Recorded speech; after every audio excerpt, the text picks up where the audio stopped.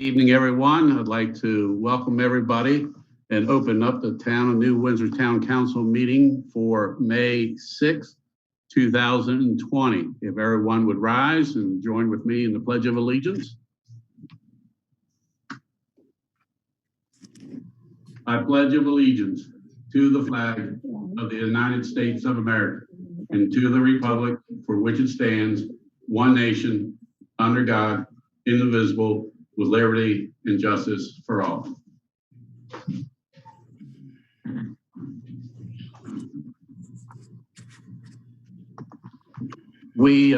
Announcements of policies. We have our meetings recorded electronically. We are using Zoom meeting again. I think this is our third meeting, second town council meeting. All 5 council members are present, along with Town Manager Gary Dye, Clerk Treasurer Donna Albin, Public Works Director Wayne Myers, and Town Attorney Michelle Ostrander. Welcome, everybody. Looks like a bigger crowd tonight, so word's getting out. This is the way things are going to be for a while, conducting meetings, it looks like. So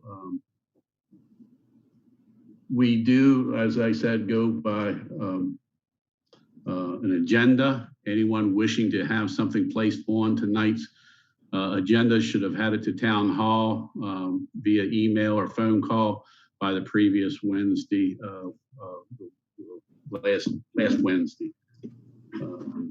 Approval of minutes from the April 1st, 2020 Town Council meeting. Donna has emailed those out to everybody. Any comments or questions?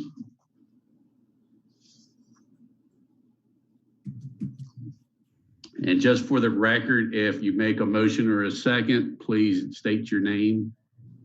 That helps Donna a little bit. Do I hear a motion for approval? Ed Paulsgrove here. I'll make a motion. We approve the minutes as presented. Terry Green here. I'll second that.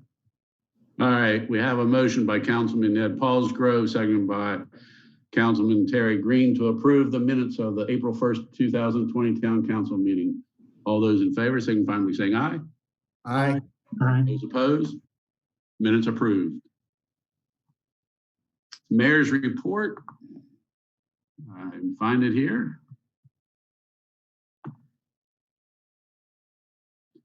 Everybody else's reports.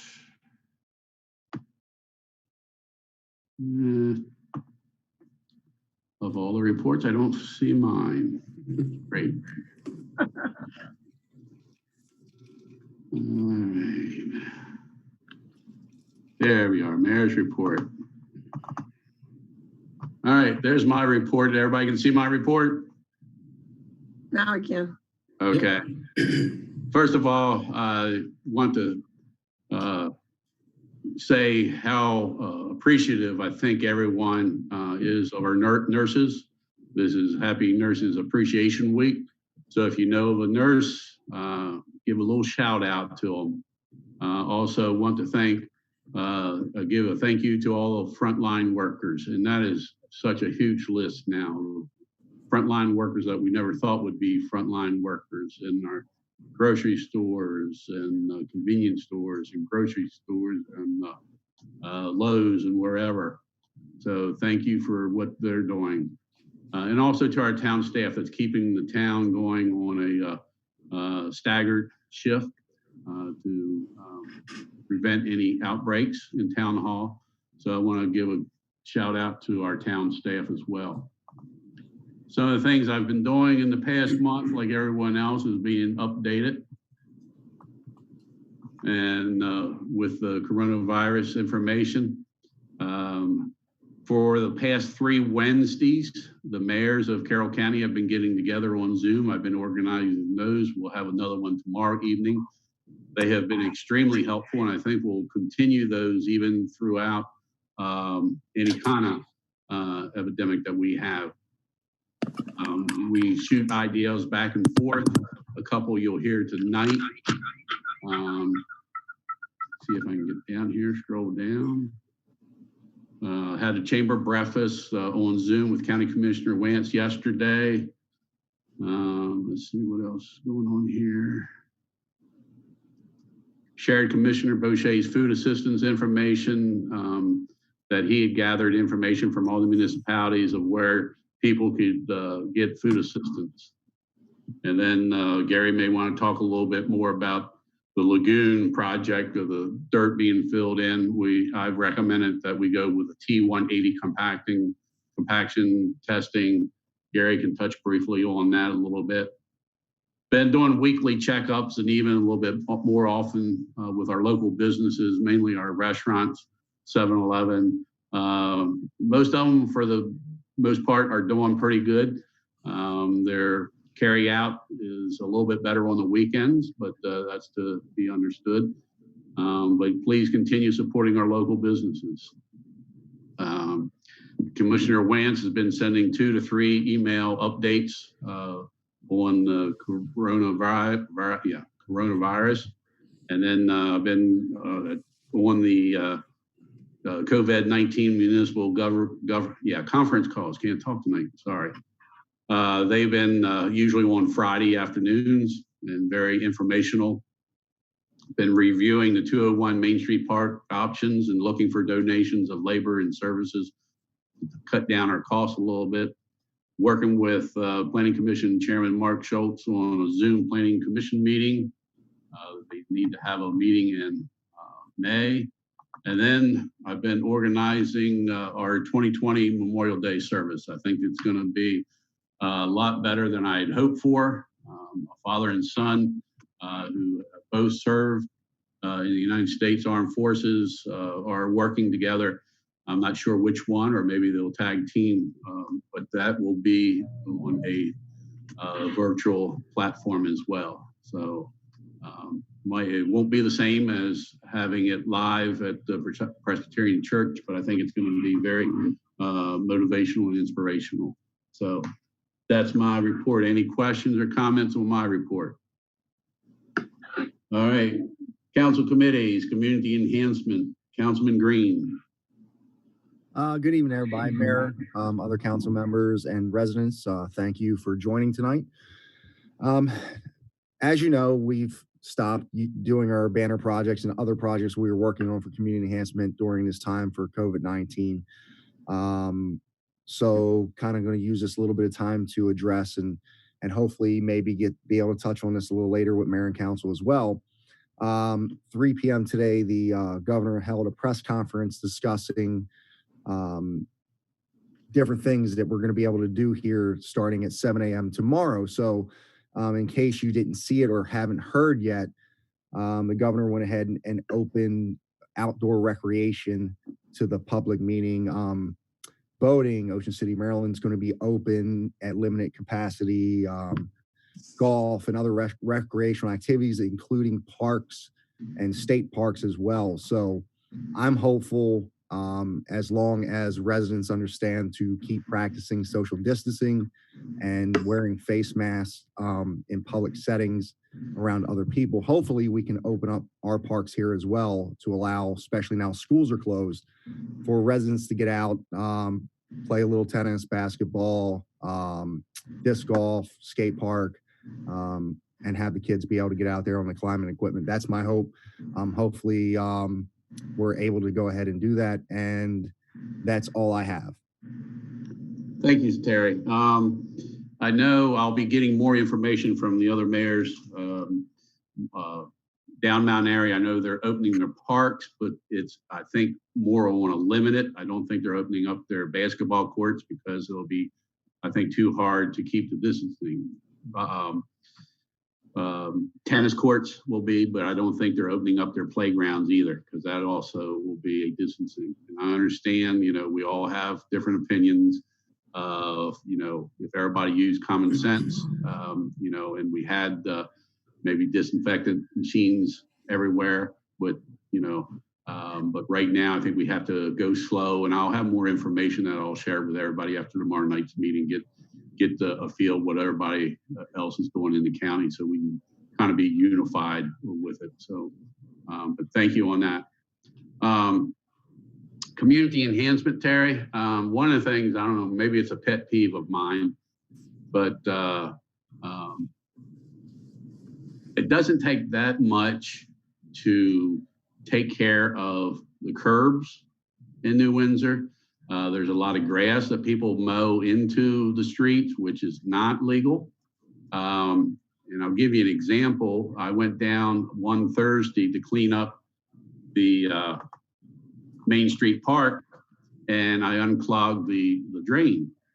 And it rained all day Friday, and I came back Saturday, and Cena and I went down to finish up, and there was grass that had clogged the drain again. So I know a little bit of grass doesn't seem like a big factor in front of your yard, but when you have maybe 20 more houses that gets to the drain, the inlet, it can cause some problems. So, and it just makes the town a little bit better if you take 10, 15 minutes after you mow to clean up in front of your house. And the other one is grass that people let grow a foot high in the sidewalks. You know, there's cracks in the sidewalks. Just take a little bit of time, a little bit of pride in our community to spruce it up a little bit. So that's off my soapbox. Any questions for Councilman Green? And Neil, real quick to follow up on that really quick. Sure. I did talk to a few residents in passing as far as specifically up here on 31, up between Lambert and High going towards down 31. We know we have that embankment to where residents are, it's their property line to go ahead and cut the grass on those embankments. A lot of the concern I'm getting from the residents is when they go to cut that grass or weed whack, they're literally standing on Route 31. And it's a safety concern, wondering if what we can do. I don't know if we can, some assistance in meaning like putting out cones or have them put out cones while they're doing it. I don't know what we could do, but it seems to be a concern with more than one resident that lives on there. And if you ever, when you come down this way, you'll see that a lot of them are not weed whacking and or cutting those embankments in fear of being actually in the roadway. Perhaps a cone would be, I would check with, I'll try to call State Highway tomorrow and see what, you know, they may have some guidelines. This isn't the only place. But for about 1.5 to 2 years, I mowed Kevin's, your next door neighbors there, when he moved up to Carroll County. So I know exactly what you're talking about, because that was probably the steepest part of the entire section in there. And to mow that bank could take you 15 to 30 minutes, depending on the amount of traffic coming. So I know exactly what you're talking about. Whether a cone is a safety feature would give them too much confidence or something, you know, but hopefully State Highway has some guidelines that I can check with. Thank you. Thank you. Councilman Huffman, Public Works. Hi, good evening, everyone. Public Works, as usual, has been very busy. They've completed 3 yard waste pickups, and each time they filled 3 dumpsters. So that's quite a lot. Maybe this can be attributed to it being spring, or maybe more folks being home. But whatever the reason, there is certainly an increase for this service going on right now. They have also performed general town cleanup. They've done some various grading projects, also picked up some sticks and trimmed limbs around town. They've had an issue with our new brush hog mower. It's a warranty repair that they're taking care of. And they are also working a concern with the Blue Ridge stormwater pond, some of the road access and some of the repairs possibly to the pond collecting water. So they are working to take care of the road themselves, and they're going to talk to the county to take care of the stormwater pond. And lastly, the Planning Commission did not meet in April. Thank you, sir. I'm sure people spending more time at home are doing a little bit more yard work. But hey, if it makes the town look a little bit better, so be it. But thank you. Any questions for Councilman Huffman? Water and Sewer, Councilman Paulsgrove. Good evening, everyone. I have a report here from our Public Works Department. Wayne and Alan have been very busy here. They're kind of doing double duty between Public Works and mowing and stuff and water and sewer issues. But Wayne shares that they're looking into the repairs of a leak at Main and High Streets. And just in the last day or two, he engaged the services of a company out of Pennsylvania that does precision leak detection. And it was money very well spent because they were able to pinpoint exactly where the leak is. So when it comes time to actually dig up and do the work, they'll dig right to it without having to do a lot of exploring. And while they were in town, they also checked over a lot of other things and found one other leak that is not obvious yet. It's not surfacing to the ground, but it's down at the service lateral into 7-Eleven. So that one will need to be taken care of at some point too. They did not find any other leaks around town, which is actually good news. But Wayne feels like this new contact that they've made with this company to do this leak detection is money very well spent.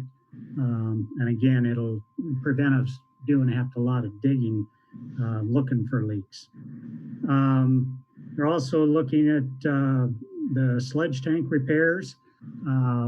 Wayne's come up with some cost estimates on that, and we'll be moving ahead with that pretty soon. And also exploring the possibility of bringing well number 2 at Hillside, bringing it back online. But before we do that, there's got to be some repairs made. There's probably a leak in the pipe down in the well casing. Do have an estimate to pull that well out and explore it. And the estimate's $2,000 just to explore it and diagnose. It doesn't include any repairs, but we'll be looking further ahead for that. And the last thing we have to share is that we're still experiencing a lot of wipes entering the Atlee Ridge pump station. So we need to stress again that even though the wipes and other things say flushable, they're not good for our system, for the pumps and anything else. So please, nothing down the toilet except what we know is supposed to be in there. Mayor, if it's possible, I did some exploring. I don't know if any of you have seen this dirt that's being hauled into town to the wastewater treatment or to the old lagoon site. If you haven't seen them offloading the dirt off of the rail cars down there, it's a pretty interesting operation. Very. And, I was curious as to where the dirt was coming from. And so a couple of days ago, I was in town. Actually, I was shopping for groceries, so it was officially out. Took a swing by Green Street and then Westminster Avenue, where they're building the new stormwater retention pond. They weren't actually working there at the time, but I took a few pictures, and I have a few pictures of the site down here in New Windsor where they're offloading. So at some point, maybe later on in the meeting, if we have time, if you can open it up so that I can do some sharing, I'll show some pictures, but Sure. only if we have time. And I think Gary's taking a video of it. Yeah, it's an interesting process. Very interesting. And the reason why that's being brought in by rail, I think the Blue Ridge stormwater management project was like 1,700 truckloads or something like that. I can't remember, but this would have been about 10,000 or 10 times that many. So our roads would have been pretty nasty shape probably by the time they got done. So that's why it's coming in by rail and staying off our roads. When this is done, hopefully by the end of the fall, we'll have a site ready for construction development of a park. So, which funding is always going to be a key issue, and right now it's a premium. So we'll have to do what we can to get funding for it. Ed, on that leak, I know that the guy that came down, Gary has said that he's highly reputable and does an outstanding job.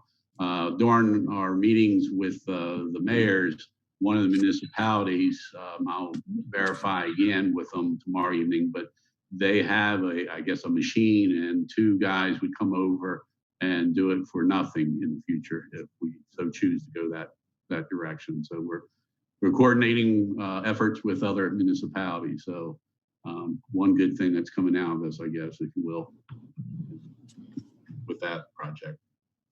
Any questions for Councilman Paulsgrove?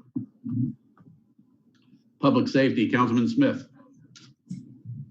Thank you, Mr. Mayor. Good evening, everybody. I don't have much. I want to just reaffirm what I said previously. Your public safety people are up to speed. They're not. You're not going to miss out on any public safety issues with your fire and your police. I've been assured by everybody I spoke to that they're at full staffing. Their people are working very hard. Some types of calls for service are up a little bit. Some are down. They are getting, a lot of calls for, they'll come out as suspicious activities or whatever, and it turns out to be it's people that are in violation of the stay-at-home orders. So don't make any more work for these people. They got enough to do, enough to worry about. They're at the front line of all this, and so don't make it any harder for them. As far as all your different public safety people, like I said, fire department, police department, even your road crews, animal control. We are seeing an influx of wildlife complaints with animal control, and that's not something typically that animal control is supposed to handle. It's supposed to be Department of Natural Resources, but that's not happening. We are seeing an influx of wildlife complaints. A lot of that has to do with the fact that there's not a whole lot of humans out there to scare them off, so they're becoming a little bit more brave and taking back their domain. For the most part, they're healthy. If they're healthy, leave them alone. Don't believe the myths about, if you see a raccoon in the daytime, it means it's got rabies. That's absolutely not true. It could be an indicator, but it's not necessarily true. We're seeing a lot more deer on the road. So be aware of that when you're driving. I've noticed personally, because my job puts me on the road quite often, I guess people are under the assumption that the police departments are no longer taking proactive traffic enforcement. So they're taking advantage of that. I've seen people at speeds that are just absolutely astronomical and ridiculous. So again, don't make it any harder for our first responders by driving like that. But with that being said, also with the influx of the wildlife on the road, that could cause a safety hazard, not only for you, but for other people as well. So I guess in general, I'm just saying, do what you're supposed to do. Don't make it any harder for our first responders and our people that have to put their lives on the line to protect us. And you certainly don't want to put any more burden on the hospitals and the medical care staff that we have. And other than that, I believe I will defer the monthly report to our very capable deputy who has been handling all kinds of stuff, including cows that are running at large. I had the pleasure of being with that deputy today and get a cow back in the field. So, but I'll defer the rest of the report to him. And I just wish everybody the best of luck and health and stay safe. Thank you. Thank you, Councilman Smith. Any questions for Councilman Smith? Economic Development, Councilwoman Schultz. Good evening, everyone. I just want to second the mayor's remarks, encouraging everyone to support our local businesses. I've been staying in touch with them, continuing to share information about stimulus money. The most recent thing, there's some money available through a group called the Core Cares Foundation, which is offering grants to Maryland restaurants, and I sent that information to the restaurants.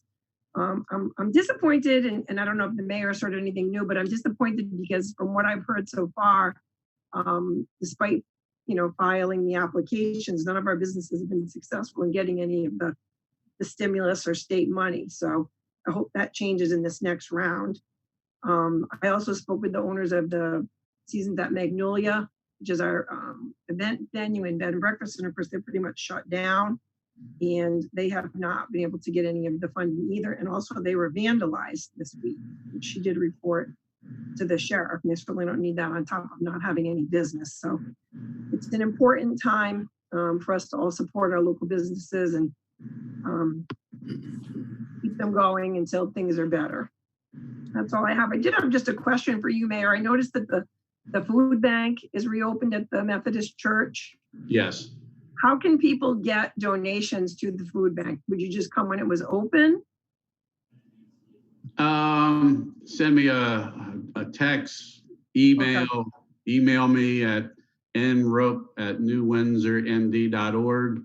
I'll make sure that Dale Lohman is well aware of the donation request. So I had a couple of people ask me because they wanted to make donations, so I said I'd follow up on that. I appreciate it. And I know one business in town went through NWSB Bank, not to plug them, but I know they went through them and they had a real quick turnaround. Oh, good. Talking with the other mayors, I know this probably might get old, but it's very helpful listening to the other mayors. And it depends on the bank. Some banks are extremely well prepared. Some were caught off guard. So those that were prepared, I think, saw a quick turnaround. So they may want to check with other banks, and it may be too late in the process. I don't know, but well, they're supposed to be coming out with a second round of money, so that's good to know for round 2. Yeah. So and WSB Bank is not the only one, but I know there was a success story there. So okay, just to good help to know. They are our local bank. So right, good to know. Thank you. Yeah. So, all right. Any questions for Councilwoman Schultz? Community Deputy Mark, or Brian, I'll share your report if you'd like. I can do it. It's up to you. There we are. How's that? Looks good. The Sheriff's Office between April 1st to April 30th responded to 47 calls for service within town limits. Out of those calls, only 2 required reports, which were the following. On April 5th, at approximately 8:25 p.m., deputies responded to the 100 block of Main Street in reference to a domestic investigation revealed that known parties got into a verbal argument that turned physical. The victim was referred to the District Court Commissioner's Office, where they eventually did file charges in reference to this case. The case remains open pending the paperwork. On April 30th, at approximately 8:37 a.m., deputies responded to the 100 block of Church Street in reference to a theft. Investigation revealed that known party had stolen cash and medications from the residents before leaving. Case remains open, and I see there was a little typo there. But other than that, that's all I got to report. Any questions? Brian, all I can say is thank you for what you're doing and stay safe. Thank you. Thank you. Thank you. I don't see anybody here from West Carroll Rec Council. Fire Chief. Aaron's here. Les, I will bring up his report. Chief's report. He's more than welcome to read it, but if I don't hear anything, I'll go ahead and read it. Thank you, Byron, for giving the report, Chief's report. Calls for the month, 14 fire calls, 48 EMS calls. Year to date, 98 fire calls, 189 EMS calls. We are diligently working on keeping ourselves and the public protected from giving or getting COVID while on calls or in our encounters. We would like to thank and recognize Dave Coe for managing not only the EMS response from New Windsor Fire Department, but at the county level as the chairperson of the County EMS Operations Committee. Dave has been in constant contact with the state, keeping up to date on the latest procedures for handling COVID patients, to personal protective equipment, to disinfecting procedures, and relaying this information to the county fire department, all the while maintaining his full-time job as an EMS officer with the Frederick County Department of Fire and Rescue Services. Dave has spent many sleepless nights updating situation reports, assisting with the situation in many of the county nursing homes from an emergency medical services standpoint. Remember that our first priority is the citizens of New Windsor and the general vicinity. If you have any questions, feel free to call or email personnel at the station. Byron, on behalf of the town council and staff, we thank you and everybody at the fire hall for what they're doing, putting their lives at risk and their health at risk. So thank you, Byron. Pass that on, please. Town manager's report. Yeah, you gonna bring it up, Neil? Yep. Okay, I'll get started. Good evening, everybody. Just a few things I want to reiterate and also mention. The Town Hall Public Works staff scheduling. We, Town of New Windsor staff, continue to follow the Governor Hogan's mandates and do our part to help control the spread of COVID-19 while maintaining basic level of service and operations. Town Hall Public Works will remain closed to the public until further notice. Town staff have been working modified schedules for the last month, and it's going well. The schedules are as follows. The town clerk treasurer will be in the office Monday, Wednesday, and Fridays from 7:30 to 4. The secretary receptionist will be in the office Mondays and Wednesdays from 9 to 3.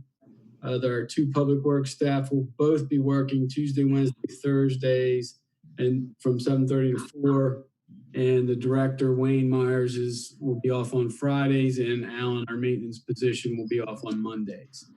Town manager will be working in town hall office Tuesday, Wednesdays, and Thursdays from 7:30 to 4, and from home Mondays and Fridays from 7:30 to 4. Someone is always available to take calls Monday through Friday from 9 to 3.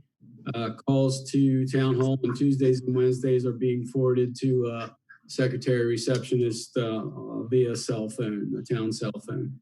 And then clerk treasurer's handle and answering the calls on Fridays from 9 to 3. And then messages for any of the town staff will be forwarded to the appropriate person during regular business hours and also after hours as soon as possible. So just an update on that. Councilman Paulsgrove mentioned we did some leak detection with a company called FPS. It's Fluid Pinpointing Services. They do leak detection for cities, boroughs, towns, and contractors in our area. They're a small 1 to 2 person company located in Lebanon, PA. Bob Junkins with Mid-Atlantic Utilities referred FPS to Wayne and myself.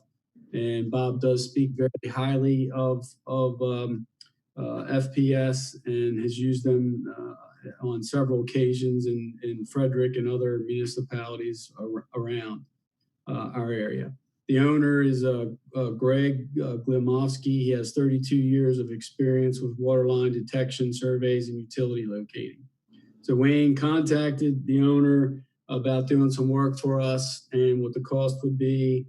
He basically charges $2.15 an hour, which includes his travel and all his equipment, which is very high tech, very detailed and high tech equipment.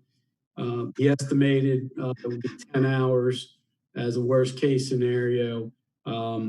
So what Wayne did ahead of time was provide Greg with our water distribution aerial maps, so he had an idea of where things were, and his schedule was open and flexible, and was actually able to do the work yesterday in town.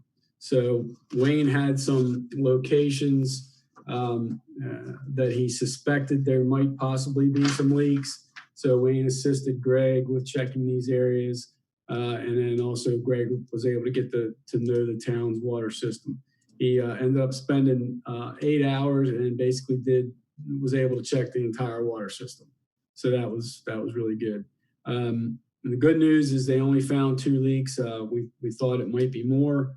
As again, Ed mentioned, the one leak is at Main Street near the intersection with High Street in front of the 201 Park.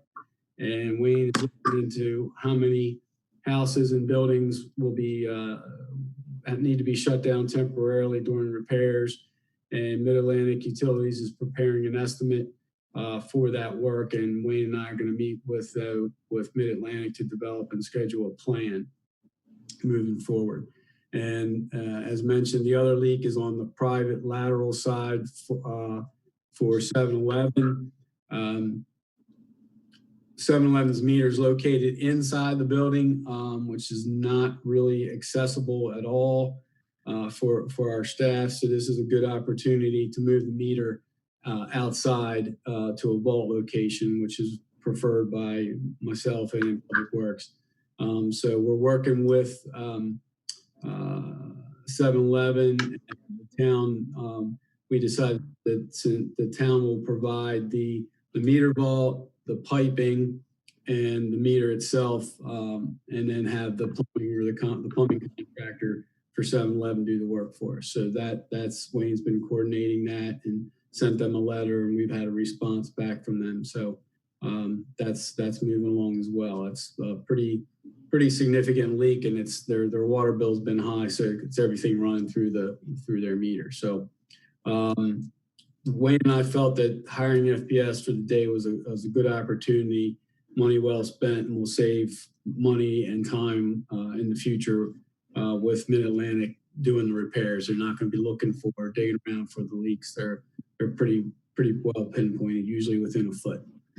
So I think that was a good opportunity. And Neil, if you get some information on the other municipality, let me know that as well, so you think about that in the future. The MML Summer Conference, you've all most likely heard that the MML Summer Conference is going virtual. The dates still are the same, except it's condensed to 2 days, June 29th and 30th. And they're expecting the schedule to be out soon. Donna sent you all an email this morning requesting you respond individually to MML with your answer to either option 1 or 2, and copy Donna so we know how much refund to expect to get. Option 1 is basically to transfer your registration to the virtual event and then refund the remaining cost. And then option 2 is to cancel your registration and refund the full amount. So please go ahead and take care of that yourselves. You know your schedules better than we do. We're going to have to take a look at the agenda, see what is on there before, whether or not it's worth $95. I'm guessing some of that goes towards the keynote speaker. I don't know. Yeah. I can check with Perry and Chris and Evan tomorrow night where that maybe it'll be well spent. But right now, everything online is without a cost. But like I say, maybe it's the keynote speaker, and maybe it's worth it. But I want to take a look at the agenda first myself. Yeah, and if you find out that agenda, let me know. I've been reading the emails from MML, and they're saying soon, but no dates. But it would have to come out pretty soon, I would imagine. So yeah, I agree with the mayor. I'm not really interested in going until I know what they'd be offering. So I hope they're going to tell us before they expect us to make up our minds. Yeah. So okay. Then you mentioned the lagoon project. It's going well. It is very interesting process. They basically are at one local contractor, HCI, is doing the excavation in Westminster, loading it onto the rail, and then it's being brought by rail to New Windsor, and then another local contractor, Stanballs, is unloading there and spreading around and doing the compaction there. The work, the railroad is also involved, and it's their back that you see skating delicately balanced along the top of the rail cars. They bring one, sometimes two trains to town each day, usually about 7:38 in the morning. The first one gets there, and there's basically 10 cars. One carries the loader, and then the other are full of with the dirt. And then basically the 9 cars with dirt equate to about 50 of the large Terex type dumps. So your point was well taken that it's definitely a savings on our road without if we had had all those trucks coming through there, through town, they would have definitely had a negative impact on our road. So it's going well. There's a lot, it's a lot of dirt. I don't remember the exact cubic yards. I think it was 70,000, somewhere in that range of cubic yards. So they have to do it in lifts. They bring it in, spread it out, compact it, and then test it, and then bring it up in certain, usually 8 to 10 inch lifts. So it's interesting. It's something if you want to go down and check out, it's worth seeing. I have not seen the new pond in Westminster yet, but I'd like to see that as well. So that is all I have for my report. Any questions for Gary? Two things, Gary. One, is this dirt of quality that we would want a little extra for stockpile? Yeah, it's good. It's good quality. It's good quality dirt from what I've seen. I mean, I'm not, a soil scientist by any means, but you mean for down a gear? You're talking about? Anywhere. I mean, just to have it in case we need it for another project or fill in somewhere. Yeah. Just to have it, one car load or something. Yeah, I mean, a load or two would go a long way, really. So yeah, we have the room to store it down there. Right. I can talk to Ryan or Dwayne with Stanballs about that. Okay. And then the other thing, I've been talking to Gary and Wayne both about the project at the 201 Main Street with the water leak. While they're digging up, and Gary can explain a little bit more in detail, but basically take care of bringing water into the lot itself for our future water use for the park. So while we have it torn up, we'll just go ahead and have that. I told Wayne to keep track of the hours and the labor and everything and materials in case we can use some of our program open space for that, because it's going to be helping our park, which we would have to have done anyway. Yeah, the frontage of the park is not long at all in relation to where we think the leak is. They're going to have to close down that corner of the road to do the work, and while they're in there, they could probably do it almost in the same trench if it all works out, and run the lateral while they're in there repairing. We believe the leak is on the main, not the existing lateral. We thought the existing lateral to the fountain, to the old fountain, was what was leaking, but we believe it's the main there. So, but it's all within that, a small frontage of the park. Right. Makes sense to do the work while they're there. All right, thank you. Treasurer's report. Don, I'll bring it up if you'd like. Okay. Good evening, everyone. Good evening. So balances as of April 30th. I'll wait till the mayor gets everything. There we are. Okay. General fund balance is $401,557.49. General fund capital budget, $221,664.40.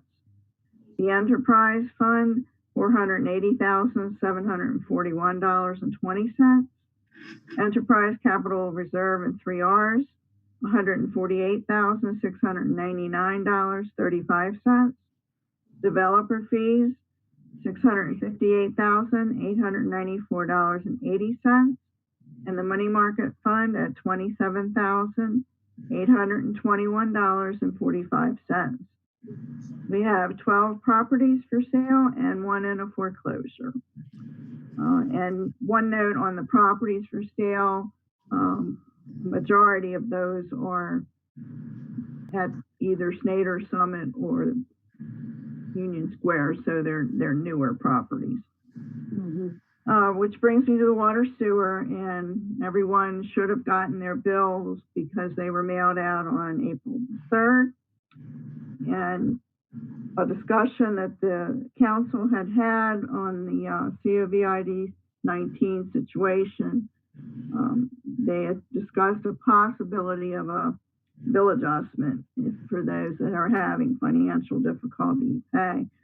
So at the request of the council, I was asked to monitor the number of requests coming in from residents for special payment arrangements due to this situation for a 30-day period. And as of yesterday, there were only 3 requests initiated by the residents, which I have addressed all of those and worked out arrangements. I will continue to monitor the remaining 60 days left in the quarterly billing payment period and report back each month to the council in May and June. Any questions for Donna? Thank you, Donna. You're welcome.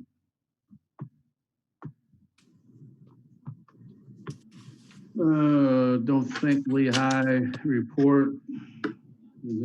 Any old business? New business, fiscal year 21 budget discussion and introduction. Which one you want me to bring up, Gary? I would just bring up the summary that I sent last week. All right. It's a Excel spreadsheet summary that was you all requested I do. If you can find that one. I'll go ahead and get started. Go ahead. Since the beginning of the FY21 budget process and preparation started back at the end of January, early February, I've run upwards of 15 different versions of this of the town's budget. It's been a difficult, challenging process this year for obvious reasons. At the April 20th work session meeting at the direction of the council and in response to potential impacts to revenues and budget planning in general related to COVID-19 crisis, I presented 2 more conservative options. It was 3A and 3A1. Is that the one? That's 3A. Yeah, that's 3A. That was one of the ones there. Yeah. Okay. There was apprehensive and uncertainty, rightfully so, with introducing either option by council. Both versions included hiring a new full-time public works maintenance worker and promoting Alan Tobery to supervisor. Option 3A1 had raises for the rest of the staff, and option 3A did not. So at the direction of the council, also, I was asked to run a comparison, excuse me, of the key budget line items in the general and enterprise fund sections of the budget that impact the capital project budget line items when various options are applied. So this was done via this spreadsheet. Do you not have that spreadsheet, Neil? Which one? The comparison of the 4 options. I sent that somewhere. Hold on. I sent that out last Wednesday for review, so hopefully you all have had some time to review that. I wanted to get it out as soon. 3A? No, it's not one of the budgets. It's a spreadsheet comparison. It's just like a half of a sheet. Yeah, Dave's got it there, or Ed's got it. Sorry. Yeah.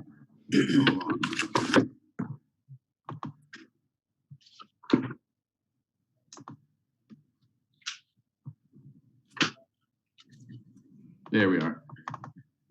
Okay, got it. Yeah, that's it. That's it? So, yeah, that's it. Thank you. Okay. So what we got there, the conservative budget option comparison, it looked at four budget options, okay? 3A1, 3A, then there's 3A2 COLA, and then 4. The description of the 4 options are as follows, what they include. Like I said, 3A1 is new public works position, and Alan Tobery to AT's Alan Tobery to supervisor, and then original proposed raises for the other staff. That's 3A1. 3A is the same for public works and Alan, and no raises for staff. And then I did what is 3A2, which is no new public works position. And Alan remains as maintenance worker, and then cost of living raises for all staff. And then option 4 was no public works positions and no raises for staff, for any staff. The key line items that you see there's a total for each of the options. The key line items for the general fund include executive salaries, public works salaries, keeping the New Windsor Fire Company contribution at 20. I put all the versions that you there has that contribution back to 20,000, and then also healthcare benefit and retirement plan portions of the for the staff. The key line items in the enterprise fund include executive salaries, public works salaries, healthcare benefit, and retirement plan. Those totals that you see there for 3A1 under general fund, 201,682. Those totals include those various line items. Same as down in the 141,589 under enterprise. And then you have in each option the capital project budget line item, which is goes towards any of our capital projects on the general side. And then down below you see capital project for water and sewer. So those numbers are equally split between the water and sewer for capital projects. So you can see in the different options, I put the difference. I'm up under the general fund. The difference there, the 4825 is the difference between option 3A and 3A1. And as you go over to 3A2 COLA, the difference increases to 35. And then there's a cumulative difference below that for as you go to from left to right on the chart. Same thing down below on the enterprise fund. So overall, obviously the big jump, the big change there is, which is basically increases the capital project budget line items, is when you go to when you're eliminating the public works positions. After that, the changes are not as significant as you can see. Everybody saw Public Work Director's letter.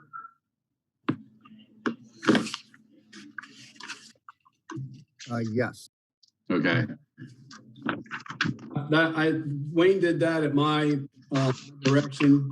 We've been talking a lot about just planning in general and budget in general, and I thought it was good to have Wayne put a letter together to you all. He also did a list of basically his current responsibilities, and then also future goals and things he wants to accomplish. I believe that was sent out. I've sent out a lot of things here lately, but I'm not. Did the council get that list of Wayne's responsibilities? Yeah. Okay, good. Yes, I got it. I think that just kind of helps you. And believe me, that's only scratching the surface. He could have probably wrote 3 or 4 pages if he really wanted to. But it's just gives you all an idea of the variety and coverage of things that they're doing in public works now. So, and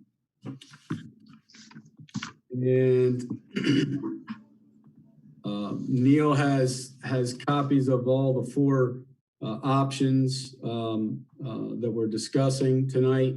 I didn't, if you know, it's kind of detailed to bring them all up and go through things. I think the spreadsheet that highlights everything, all the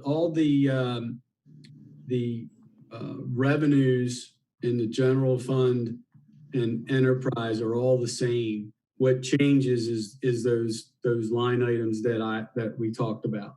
The executive salaries, the public works salaries, The other change was in the general side was the fire department contribution and then the healthcare benefit and retirement plan. Those are the main line items that change in the different scenarios. The revenues and expenditures for the most part, and the rest of the budgets, budget options stays the same for the most part. So, If you'd like a recommendation. well, Gary, I have a question. Go ahead, Dave. I'm sorry, I have a question. I don't recall in these budget options what we had done with the town admin clerical position. Was that full-time in all of those? No, that has in all these options you see here, that is not in the mix. What we're going to still do is Kalina's time and hours will stay the same, but she'll still continue working with Donna and learn basically training as the billing clerk. But it does not include her going to full time in any of these scenarios. Has she been made aware of that? Does she still desire to go full time? Yeah, I've spoke with Kalina several times back when I started the whole restructuring and a couple months ago, and she was very open and looking to do that. She also understands that we're trying to get a budget that everybody is collectively comfortable with and recommending for adoption. And to answer your question, yes, but she's understanding as well. Thank you. Gary, I would also remind us that I think in your very first budget, we had the position of a code enforcement officer, and that's been taken out of all of these, correct? Yes, that's out as well right now. So we pretty much scaled it back, to these options, and still working with my emphasis. And I mentioned this last time is I think the priority is the public works position, and with that, Alan moving to supervisor, and then freeing Wayne up to do more of the director's position and working more focused on water and sewer. So Gary, this is Terry. Real quick. Yeah. And I thank Wayne. I read his letter. It was very good and very informative for me as well. So looking at it, I'm trying to distinguish Wayne in his current role as far as like the water and sewer. Is he overseeing the operation as far as like our vendors? Because to my knowledge, Maryland Department of Environment is the ones that actually do all the physical labor and other services needed on the water and sewers as well. I'm just wondering if we free him up by hiring a new person, what other roles does that as far as water and sewer goes? Because my understanding, Jack did a lot of consulting, but didn't do any real physical aspects of it. Just wondering, are we trying to get away from using as much as vendor availability and saving costs there, or by hiring somebody new and moving Wayne away from those other duties? I'm just, that's where it kind of gets a little gray for me. Right, sure. Let me go back to the beginning. I think you mentioned MDE. I think you meant to say MES. They're two agencies very closely related. MDE, Maryland Department of Environment, is the regulatory agency. MES is Maryland Environmental Service. They operate the town's water and wastewater system, and they have a section in our budget, and it's incorporated in there every year. But in terms of all the ordering of chemicals and equipment and things like that. Wayne's doing that in very close coordination and daily meetings, so to speak, and just working with MES. But they basically, Wayne is handling that. Wayne does that. Wayne would like to speak. Go ahead. Wayne?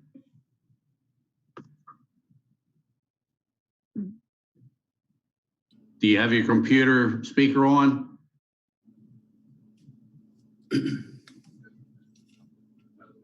We can come back to Wayne if you'd like.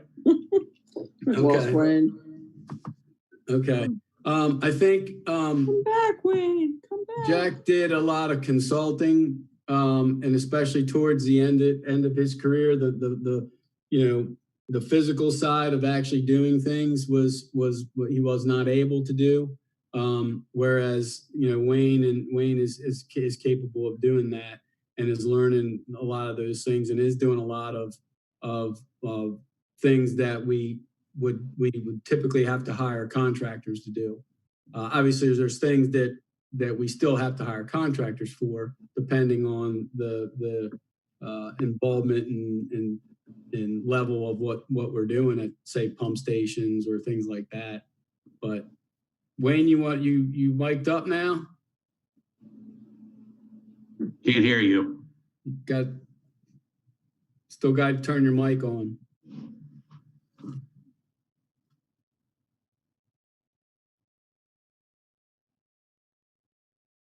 So, did I answer your question, Terry? I mean, I was. Yeah, thank you. Yes, you did. Thanks. Okay. Maybe Wayne can call in on his phone. Okay. Or type something. I'll just interject here and probably just to underscore some of what's actually been shared, but I would fully recommend us to go ahead and fund the new position in Public Works. And the two things that I guess provide rationale for that, number one is that we've needed to replace some functionality in what we have lost with Jack Coase no longer on the scene for us here. And the other thing is, like has been said, Wayne and our Public Works Department is taking on a lot more in-house work, making repairs and such that we may have had to hire out in the past. And I see that only growing. They took care of a leak out at Dennings Road well a month or two ago, which may have in the past been hired out. Anytime they can do those kinds of things, there's significant cost savings for us. But that means we have to have the staff in place. So just for the sake of moving this along, I would encourage us to consider either option 3A1 or 3A at this point. Just add that to the discussion. Thank you. Wayne, you're on if you can speak. Wayne? No. Isn't technology bringing? Can you call in on your phone? Or are you on your phone? Tell them to hang up and call you. You put them on speakerphone. Yeah, call me, Wayne, if you want. The other thing too that I'd like to add is not only in the water and sewer side of things expanding, just the general responsibilities of Public Works on the I'll call it the general side, with Snyder Summit coming on. We got more roads to do.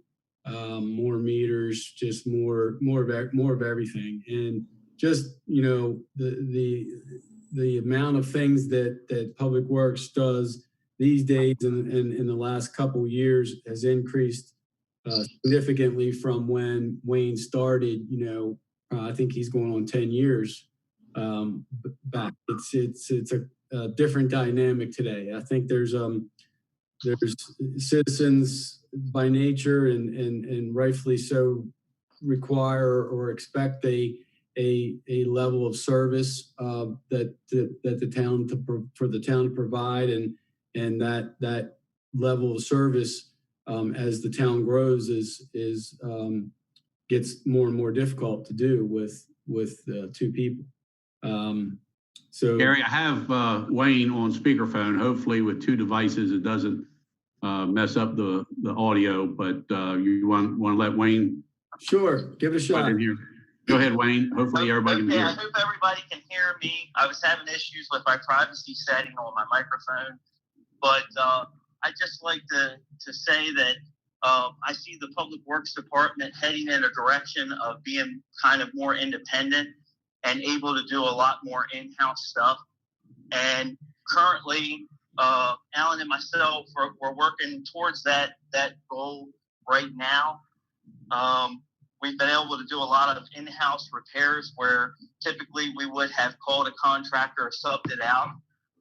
There's also a lot of maintenance things that have to happen. We have a lot of maintenance and stuff at some of our water stations and sewer stations, and we just have an extremely large workload, and it's only increasing more with the restrictions that we have in regards to, or not restrictions, the guidelines that we have for stormwater management and the extra additional responsibilities of that. And I mean, the guidelines are getting stricter on the town in regards to a lot of things, and I just feel like we can do a lot more in-house repairs and service to our stuff and save money. Thank you, Wayne. Thank you for what you and Alan are doing right now. All right, thank you. And if you want to stay on the phone, you're more than welcome. Okay, I'll call back into the Zoom meeting. Okay. All right, thanks. Bye. Thanks, Wayne. Bye, Wayne. So yeah, I'm basically, collectively, you all have to be comfortable with what option we use for the FY21 budget and agree on a budget to introduce. I need direction from the council as to what option we want to go with.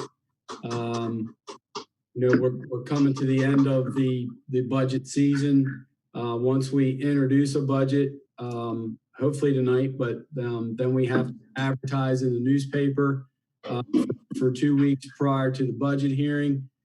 So even if we introduced tonight, we couldn't have the adoption at the May work session, but we would have time to do it at the June council meeting, which I have on as another item to talk about the June council meeting. So we have time, but we're getting to the end of that budget time and with doing our requirements of advertising and holding the hearing and adoption and everything there. So well, Gary, my recommendation to the council, and it's more than open for comment, but I prefer that you introduce 3A1 with the new public works position, and Alan going to supervisor and raises for our staff.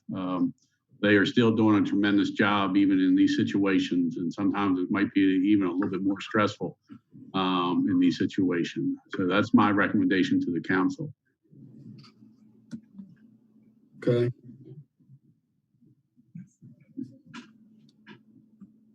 Council, do I hear a motion to introduce a budget? So I'll make a motion. I'll make a motion to introduce budget option 3A1. But before we get to that, Wait a minute, I need a motion, or I need a second before we go to discussion. I will second that.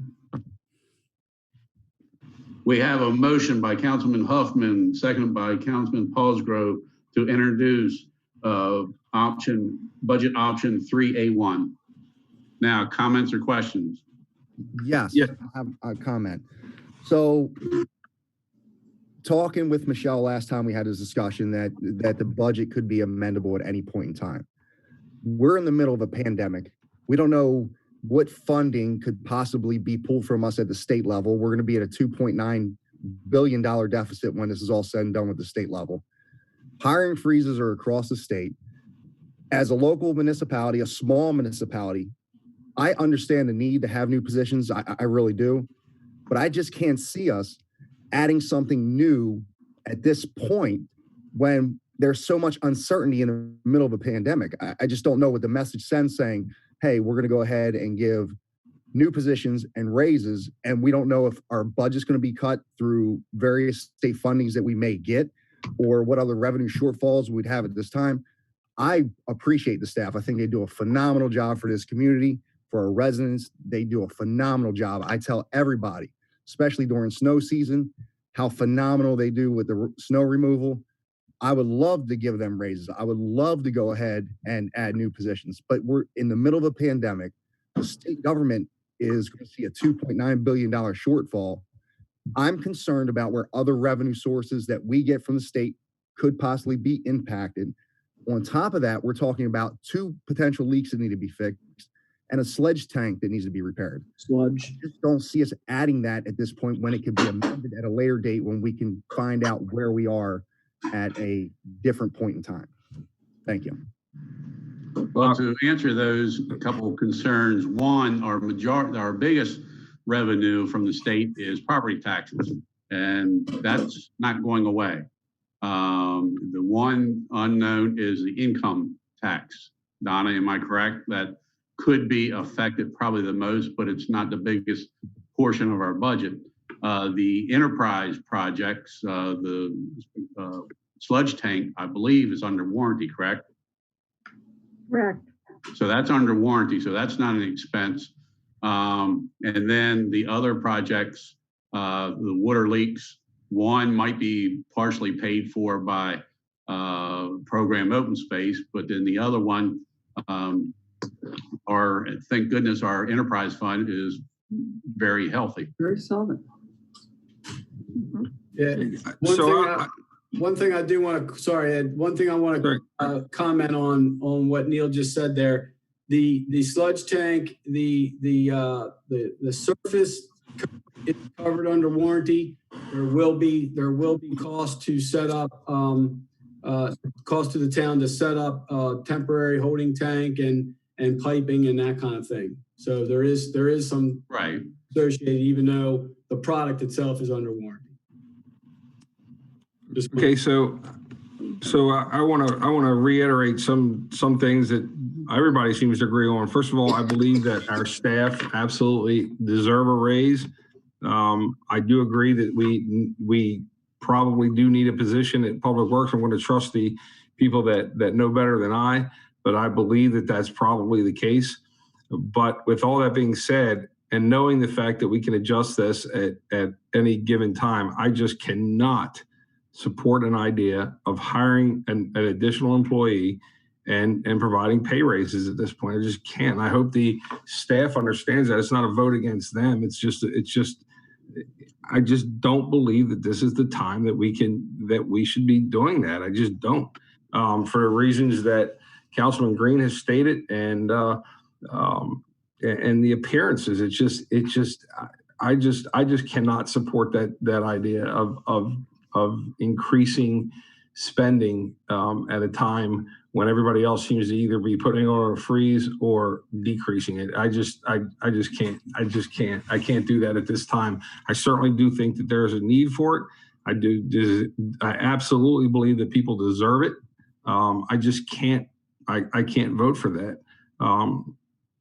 And then one of the smallest ideas was to increase Kalina up to full time, and that's off the table. I don't understand it. I'd certainly support the idea of taking her full time, and I'd certainly support the idea of raising everybody's salaries and increasing the Public Works numbers and promotions at the proper time. I just don't believe now is the proper time. That's just my belief. Thank you.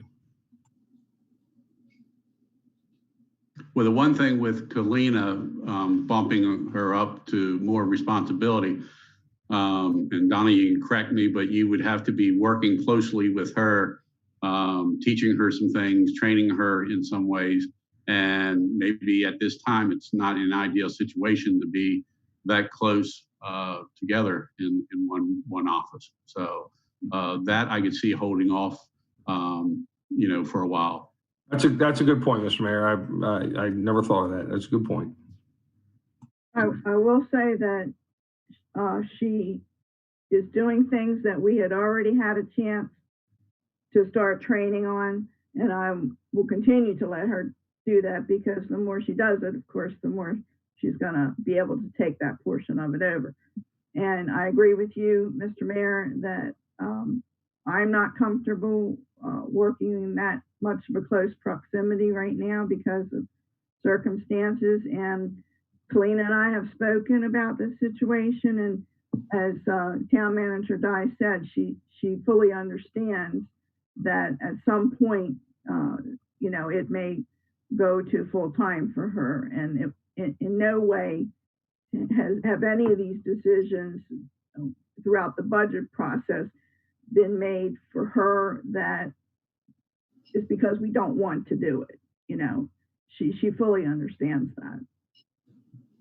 And not that we have to do like anyone else, but the other mayors, I believe they're all, the majority, I think, that I remember getting a response back from were giving a 2.5% increase to their employees, the more of a cost of living increase.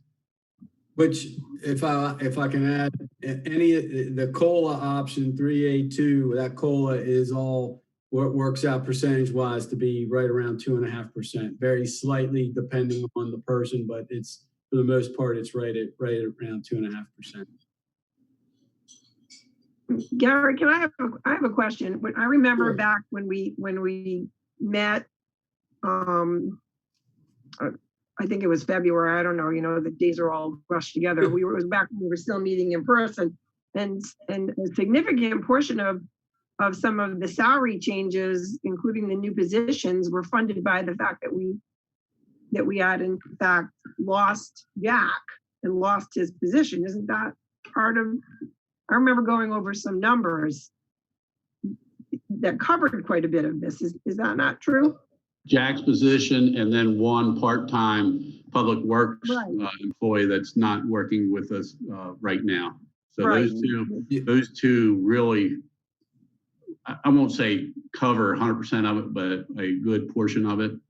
Right. Okay, that's what I thought. So it's not like we're taking money that wasn't already in the salary line to fund what we're doing. Most of it already was in salaries. We're just moving it around. Is that correct, Gary?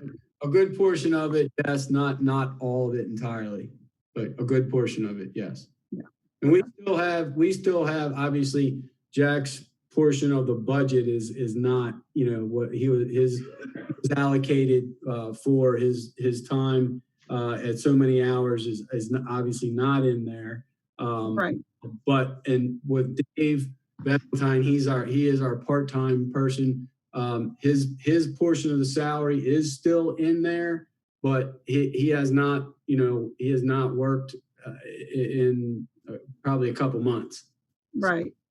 He's, for whatever reason, there's a couple reasons, age and the current COVID situation and his health situation. So that is still figured into all budget options, whichever we go with. His line item is still in there for it's basically half a year.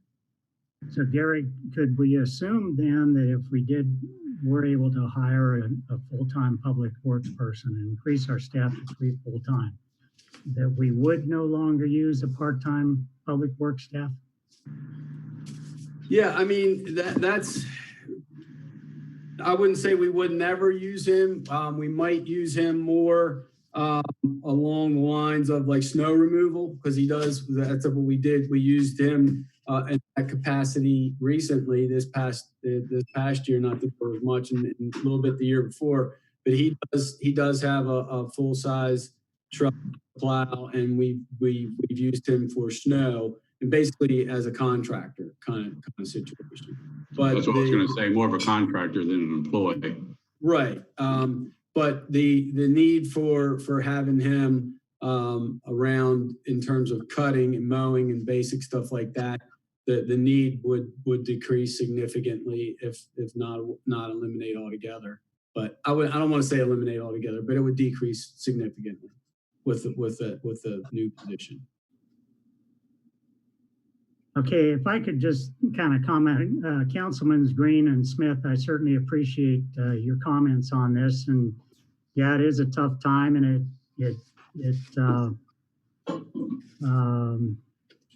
we might be concerned about appearances in terms of what we're doing here. But when I put all the pieces together here in regards to, one, we don't have a Jack Coe anymore. We would probably be using a part-time position less. And the fact that we're taking on a lot more work, to me, instead of maybe necessarily calling this a new full-time position, which it really is, we're just kind of reconfiguring our work here. And the dollars that we're spending really aren't that significant. The difference, I guess I should say, really isn't that significant.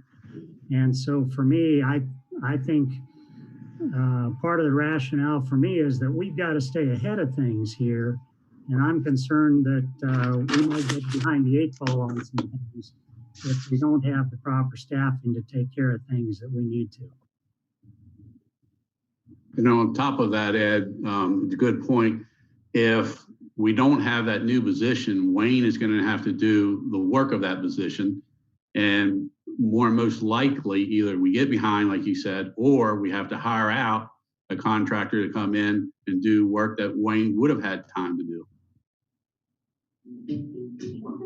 And I'd like to add something as well. Just want to make sure everybody's clear on the option 3A in terms of the raises. It's listed as original raises for other staff, which is what we discussed 2 months ago. You know, when we were looking at the staff restructuring plan that we talked about in detail. I should shoot myself in the head for offering another option, but there, just to throw it out there, you know, we could do the public works position and then do COLA raises for the rest of the staff, because the raises that are in the 3A option are they vary in percentage, but they are greater in all cases with staff than the 2.5% COLA raise. I just wanted to point that out.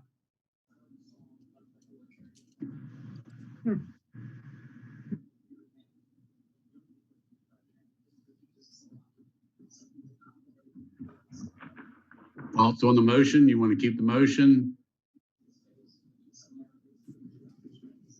And Yes, second? I'll keep the motion. Okay.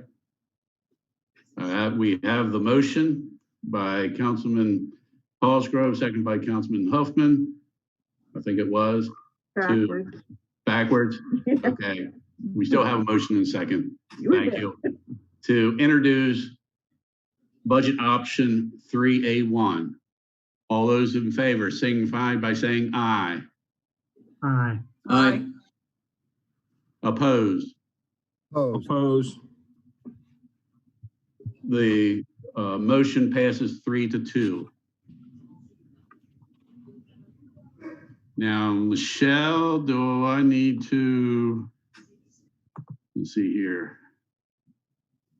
She submitted a ordinance, I believe.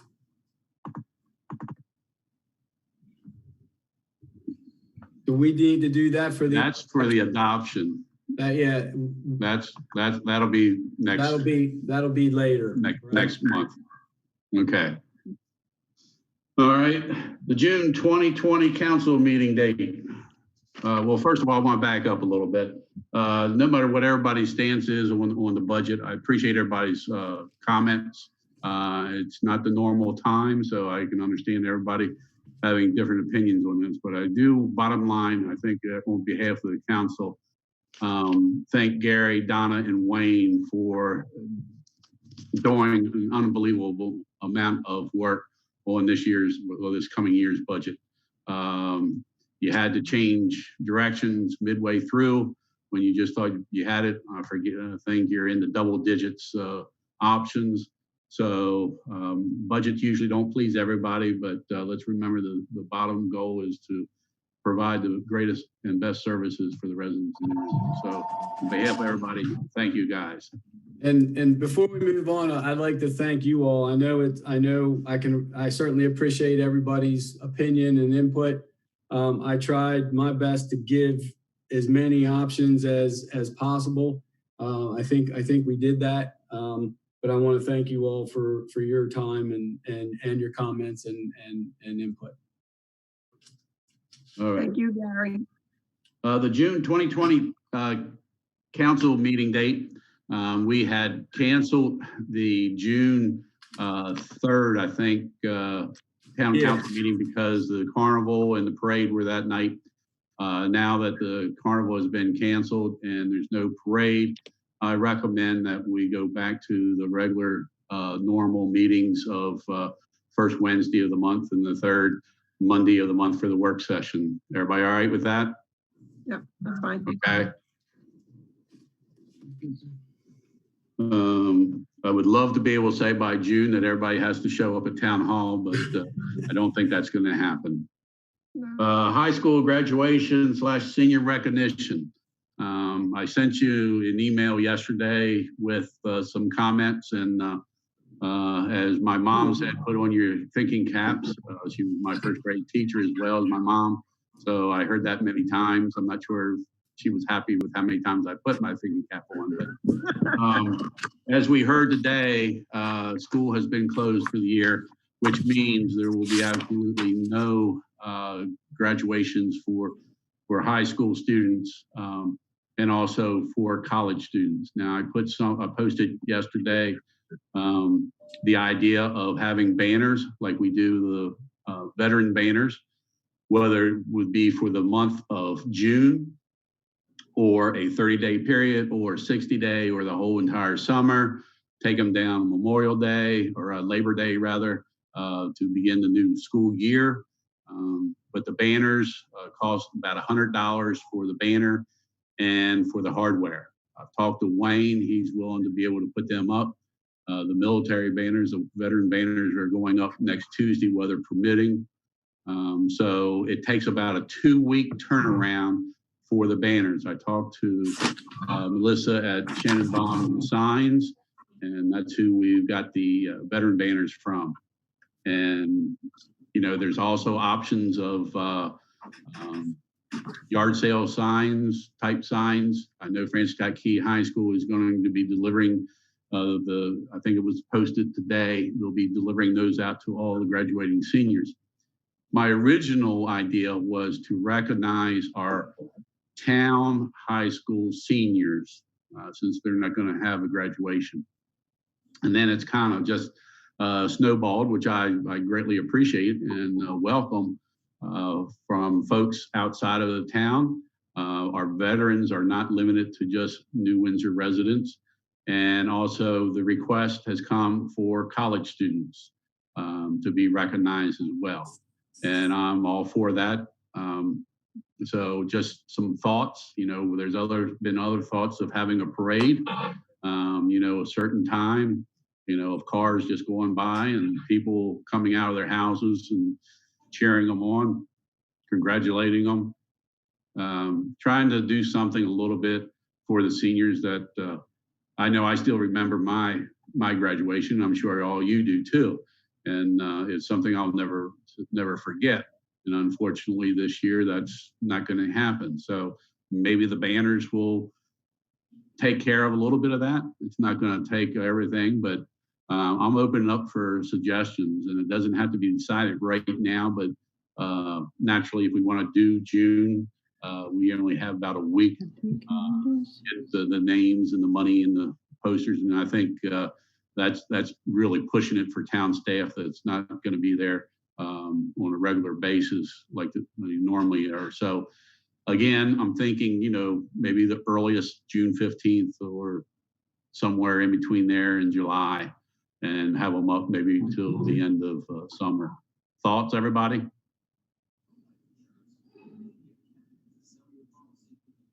Like it? I like it. Move forward with it? All right, if anybody has any other ideas, let me know. Mayor, Town Clerk Yes. here. Yes. How are we paying for that? With the parents or family members, aunt, uncle, grandparents, whoever want to recognize the Just like the graduating military student. people pay for their own? Yeah. Okay. Now, just Does the the banner go thought, back to the family? the banner will go to the family. Yes. Okay, my suggestion would be maybe one large banner with names like we use for Music on the Main, Yeah. that we could stretch across the property on the corner, that just listed everybody. The name and the high school or the college. That would be a very minimal cost, and the town could probably pick that up. I like that idea, Donna. How about a couple of them? One at the beer garden and one on Main Street Park. Well, whatever, but the banner that we get for Music on the Main was not that terribly expensive. No, So no. I think if everybody would get the names to you, I'm not sure what the cost setup would be. That would be the only thing that Kalina would have to do some checking on. Well, originally I was, it's hard to get numbers. Gary tried through Mary Pat to get me exact numbers of graduating high school students that live in New Windsor. And I think it was able to be broken down to the zip code, but that's still, and I'm thinking there might be 5 or 6, there might be more than that in New Windsor. And we were my suggestion would be to pay for that. We're talking $500-600. So I think we can find the funds for something like that, Donna. I think that's a great idea. Maybe even two signs, and we might even be able to find a donation for that. So just a suggestion. Well, it's a good one. And if you have any others. Well, also, correct me if I'm wrong. I believe in the governor's announcement today, they haven't really said anything about whether or not all graduations are canceled. I know they canceled the academic school year, but I believe that he's leaving that up to local school boards and superintendents to make the decision what to do with graduation, whether to postpone them and do them in the summer or do some sort of graduation ceremony. So it's not completely dead in the water yet as to what they're going to do. And hopefully I would hope that they could come up with some idea to do it, even if it was a limited number of people that you have there. It would be wonderful. But I think we definitely owe it to our graduating seniors, both college and high school, to do something. So I like that idea, but let's just keep hoping out that there's going to be some sort of graduation for them. Yeah. The people I've talked to, just their gut feelings, and they're not speaking on behalf of the Board of Education or anything. Right. They just don't think anything's going to happen. Yeah. But it would be great if it did, if it turned around, the numbers really decreased, maybe, but, to get a few thousand people into a gym, it would be probably very limited of how many tickets were given out to every student. But, when you have a class of 200-300, there's, 500-600 right there off the bat. So, it would be great if they had graduation for everybody, but this is an idea, maybe just not for this year, but for every year from here on out. So, and I heard the same thing, that they're leaving it up to the individual superintendents on the graduation decisions. Well, I agree. Neil, Yes, if you get costs on banners like Donna suggested, which I think is a good idea, maybe throw that out there on Facebook and other places and ask for if anyone's interested in donating. I think maybe we can come up with enough donations to cover something like that, just, from the goodness of the town folks. Yeah. Mm-hmm. right. Okay, next one, sidewalk coloring contest. Let's see if I can, whoops, find that.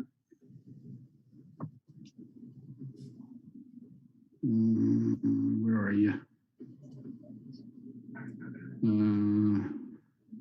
Shoot, can't find it. Let's see here. All right, I'm not finding that one. Sidewalk. Anyway, Mount Airy did back in April a sidewalk coloring contest for the kids. I think I sent that out to everybody, didn't I? Yes. Okay. I can't find it without getting out of the screen, but I can look at my email. yeah. But anyway, it was what they did was have the kids do coloring contests on the sidewalks and then take pictures, and then they were emailed in and they were judged, and they gave out prizes. I myself would be willing to do a $25 gift certificate to one of our restaurants, one of our local businesses. Councilwoman Schultz has agreed to do that. So if you're willing, you don't have to say it here tonight, but if you're willing to do something like that, or maybe even some of the businesses may donate something as well for the prize. And you know, they did theirs in April. I think they called it a summer contest. We can do it, you know, in June. Have some kind of contest, something like that. If everybody's on board with it, it's just something for the kids to do. Most of them are staying at home right now, and hopefully that'll ease up a little bit, but still have something for them to do. And I'm sure we could find some designated sidewalks for those that don't have a sidewalk. I'm sure something we could, you know, my house is, you know, on Church Street. I'm sure we could get a couple people in there and still keep a 6 foot distance. And it doesn't have to be done all in one day. We can do it over a 2-week period or something. So any other ideas anybody might have? Hey, Neil, Yes. Mount Airy's, they did, they had the kids do the drawings and then take pictures of it and submit it via picture, correct? And then That's correct. Yes. So and I have one resident willing to be a judge. So she actually had come up with the idea too. And I told her actually, Mayor Rockenberg had just sent me the flyer on that. That was one of the other things that we've been discussing, what people are doing in their communities when we meet on Zoom as a mayor's group. So it's been very educational. And when you get 8 mayors, I'm not sure it's a good idea all the time, but we do come up with some good ideas every now and then. So appreciate your support on that. Can I make one quick suggestion? Sure. So no child that may want to participate is excluded, because we do have areas of the town where there is no sidewalks at all. Would it be feasible for the top park, the large parking lot area, if families are practicing proper social distancing, would those children be able to, at a particular date, go to that location and do their sidewalk chalk drawing and take pictures and submit it or be judged? Because I do know in certain areas of the town, we do not have sidewalks, and right. I didn't exclude anybody just because they didn't have a sidewalk. No, I said we could find designated sidewalks, you know, my house on Church Street, you know, High Street. We have the Presbyterian Church that has quite a bit. You know, I think if I talk to them, St. Paul United Methodist Church, now the one side, you know, is a little close to the curb, but, you know, the Presbyterian Church would be ideal for quite a few people. And, you know, the artist would be recognized by traffic going by, which I think would be a good public relations thing too. So Dave, he's got a lot of sidewalk down there. Kim's got a lot of sidewalk. I got 2 sides, so I'd be happy to volunteer. Mm-hmm. Councilman Green has none. So I just said I can give you a couple sections, Terry, for real cheap price. We also got the, if we need to, if we get that large of a turnout, we could, again, section it off and have certain times that the kids could go, but they could also use the basketball court or the tennis court as well.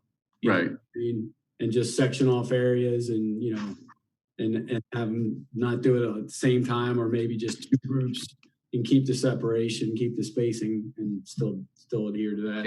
And I'm sure the fire department be willing, maybe for I'm not going to speak for them, but the carnival grounds, there's a lot of area there, you know. So keep the ideas coming. Another one I didn't send out to you. Pat down in Mount Airy, I think I want to say it's Wednesdays or Thursdays at 12 o'clock once a week. He reads a book to the kids.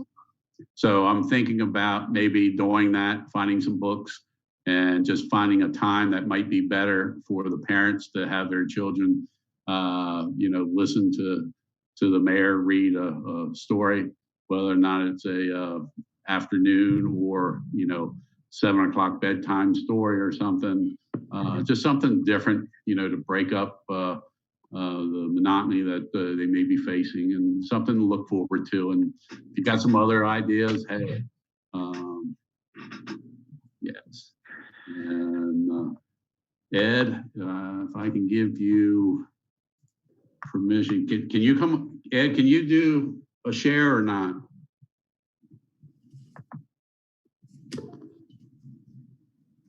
I can't hear you.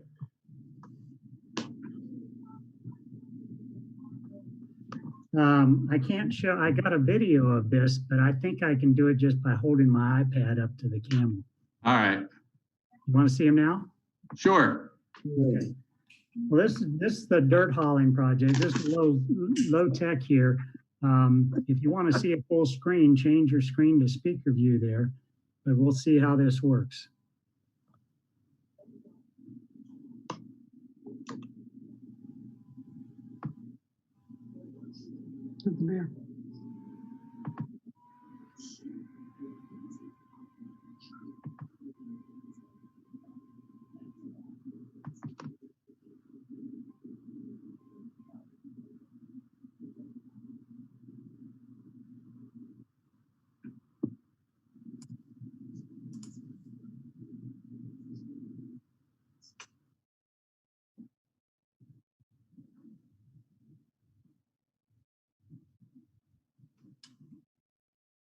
So that's the New Windsor end of it.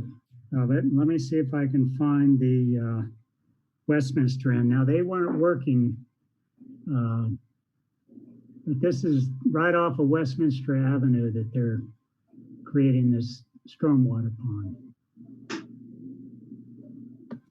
Quite an operation. Pictures don't do it justice. Thank you, Ed. Thanks, Ed. I've seen that, and I would not want to be that operator on top of that rail car. Thanks. One other thing under new business is the alcoholic beverage license fee. County Commissioner Wance is recommending or suggesting that the county waive the liquor license for restaurants, not for liquor stores, but for restaurants. What that would mean for us, we receive 25% of the license. And the two restaurants would come around, I think, to about $750 that we would not receive. So it's a little bit of a help for the restaurants. Thoughts? I told Commissioner Wance I would give him an answer by tomorrow morning, but all the other mayors are supporting this. I think it's a good idea. Okay. Thank you. Any residents' concerns, raise your hand. Questions? Thank you for participating. I see Hey, none. Mr. Mayor, Yes. real quick, does that need to be in the form of a motion, or do you need the last item about the? Let's do a motion. I'll make that motion. All right. I'll second it. We have a motion by Councilman Smith, seconded by Councilwoman Schultz, to go support the county's waiver of the liquor license for the restaurants. Any questions or comments? I have a question. Yes, I'm assuming they still need to pull a license, these establishments, but we're just not charging the fee, correct? that's correct. Right, yes. And if they've already paid it, I think they'll reimburse them. If they haven't paid it, then they won't have to pay it, to my understanding. All those in favor, signify by saying aye. Aye. Aye. Those opposed? So carried. Thank you. All right, residents' concerns. Announcements, what I have, Gary already touched on the MML conference and the $95 fee for the virtual. One thing I do have here, I think I can share that. I posted this on Facebook today. And that is the Veterans Pop-Up Food Pantry, Saturday, May 9th, this Saturday, at Babylon Vault Company. I think everybody's probably seen the trailer that's been out there. Time 11 to 1 p.m. while supplies last. Pre-bag, non-perishable food items will be distributed. For more information, 410-848-0393, Operation Feed Our Vets. And working on Memorial Day service, as I mentioned before. And New Windsor Lions Club Blood Drive will be Thursday, June 15th, 2 to 7:30. Sign up as soon as possible. They are unbelievably booked up well in advance now. So there's a huge need for blood. If you're able, great. If not, if you're not able, I ask you to find a friend or a family member and to give a life-saving donation on June 15th. And if there are any questions, I'm not sure if the governor will be on the conference call Friday. Usually a couple of his cabinet members are. Usually the last week was economic development or Department of Labor and health department related issues. So if you have a question, email me at nroop, N-R-O-O-P, at newwindsormd.org. I don't know if I'll be able to get in. Usually it's all the mayors around the state that have the availability to ask a question or two. And that'll be this Friday. So email me if you have a question that might pertain to the town of New Windsor or businesses or anything that's on your mind.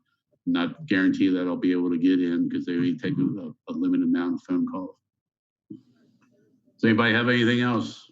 Mayor? Yes. Clerk, I have one question on the blood drive. Yes. It's at Windsor Station, is that correct? That will be at the community meeting room. Community meeting room? Yeah, it's been there last 2 years, I think. Okay. And do we have a number that people can call to sign up?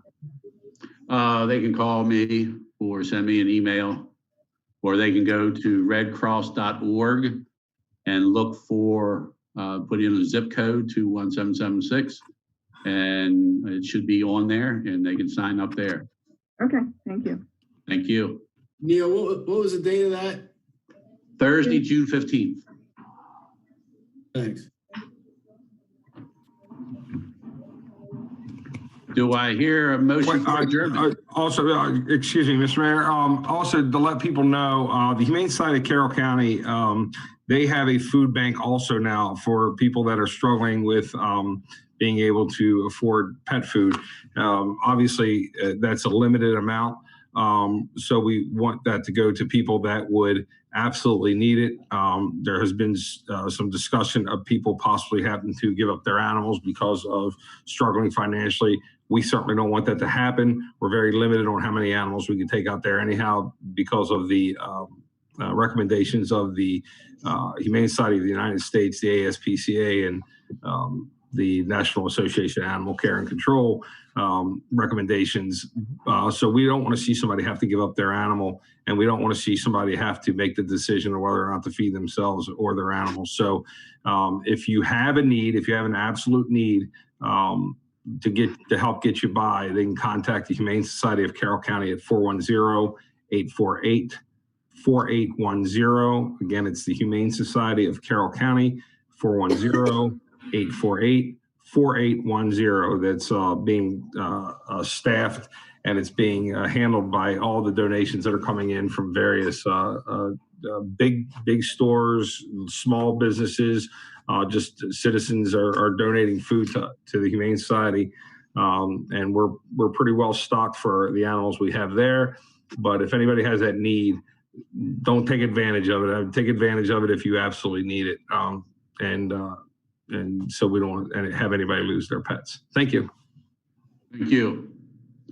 And thank everybody for attending. Council, staff, we don't always agree on everything, and I'm okay with that because I know that every one of you cares about this town, and that's the bottom line. So I'm happy with that. Thank you for what all you do and are going to continue doing under these challenging times. So with that, do I hear a motion for adjournment? So moved. I'll second. Second. We have a motion and a second to adjourn the meeting. All those in favor, signify by saying aye. Aye. Those opposed? Thank you. End of the meeting. Bye, everybody. Good night. Thank Happy you. Mother's Day to the moms.